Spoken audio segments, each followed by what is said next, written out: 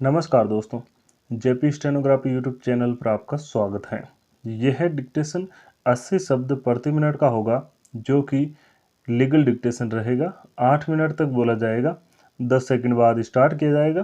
दोस्तों, अगर आप चैनल पर पहली बार आए हैं तो चैनल को सब्सक्राइब जरूर करें, साथ ही बेल आइकन भी ऑन कर दें ताकि आपको डेली नए नए शब्दों के डिक्टेशन और नोटिफिकेशन सबसे पहले मिलती रहे। Ready, start.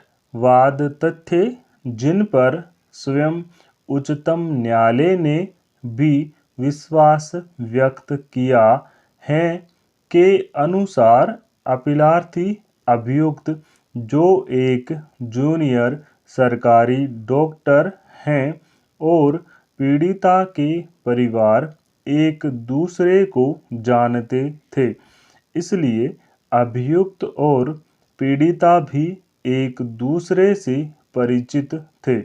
यद्यपि अभियुक्त किसी अन्य लड़की प्रियंका सोनी से विवाह करने वाला था, फिर भी वह पीड़ित से बार बार विवाह करने का आश्वासन देता रहा और वचन देता रहा कि उससे ही विवाह करेगा। दिनांक 28 अप्रैल 2013 को उसने फोन से अभियोक्त्री, जो भिलाई में रहकर बी फार्मा की पढ़ाई कर रही थी, से मिलने की इच्छा व्यक्त किया, जिस पर पीड़िता ट्रेन से 29 अप्रैल 2013 को ट्रेन से अभियुक्त के पास पहुंची और अभियुक्त ने उसे रिसीव किया था।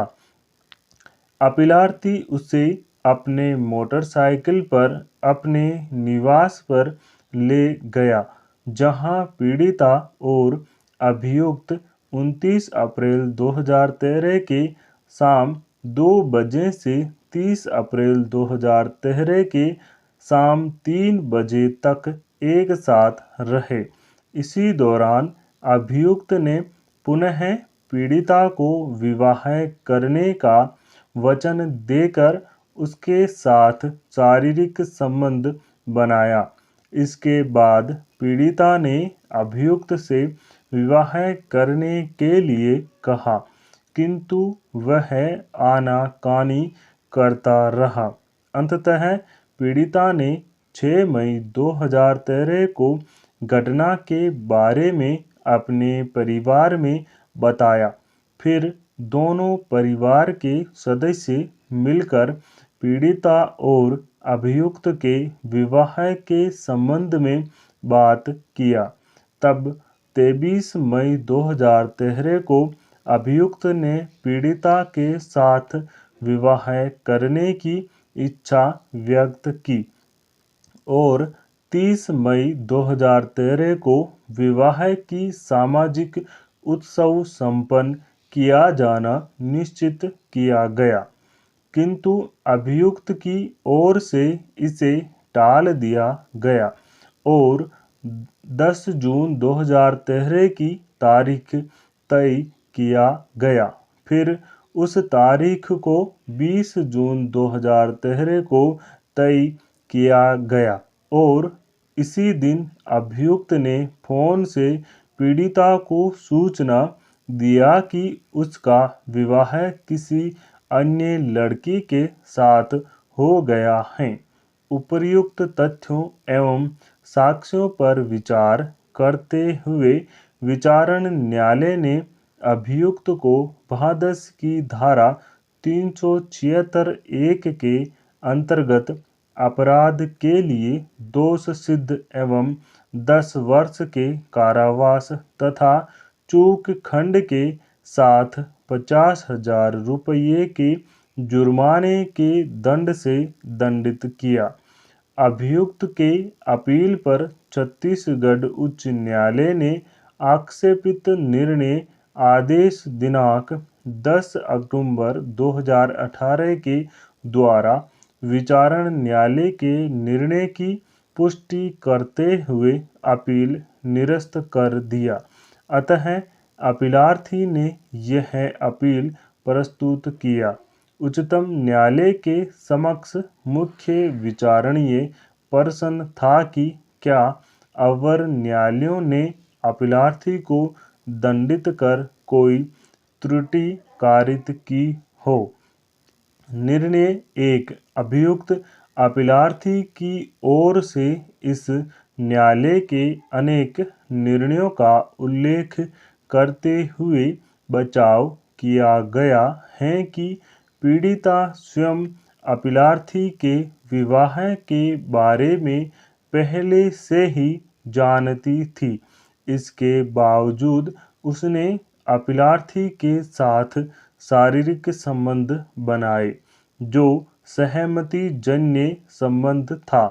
इसलिए अपीलार्थी को भादस की धारा 375, 376 1 के अंतर्गत दोष सिद्ध एवं दंडित नहीं किया जा सकता है।